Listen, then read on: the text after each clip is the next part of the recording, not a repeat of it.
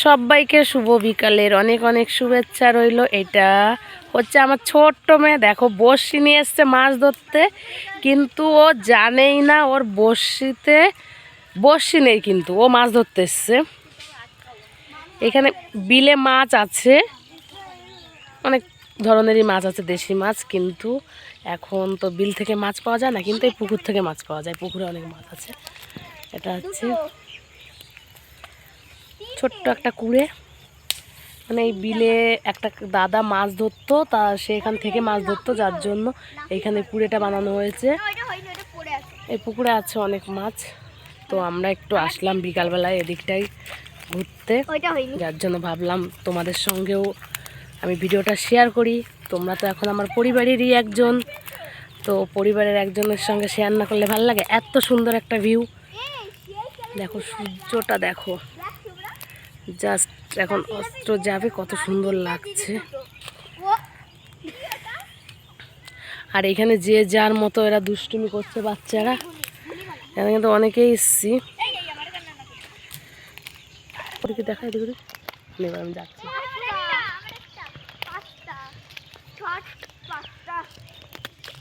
সুন্দর লাগছে। Hello guys, দেখো এইটা কিন্তু আমাদের সামনে কিন্তু আছে বর্ডার। এখানে আমরা বর্ডারে খুব একটা যাই না, আমরা এখানে বর্ডারের এই পারে রাস্তা আছে, রাস্তার ওই দিকে বর্ডারে ঘুরতে যাওয়া যায়, কিন্তু ওখানে যেতে গেলে ভিতরে ঢুকতে যায় না, যার জন্য আর যাই না।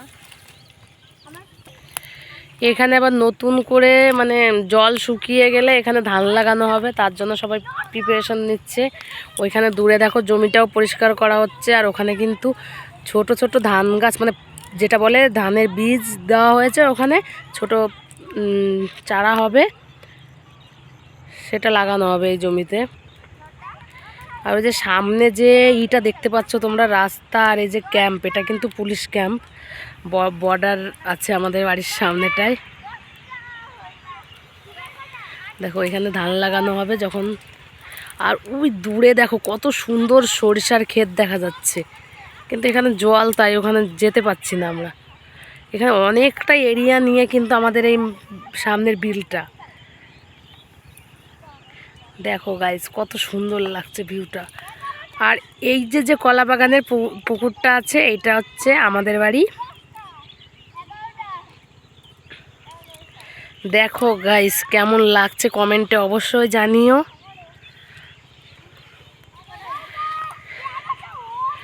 বাচ্চারা বাচ্চাদের মতো আনন্দ করছে।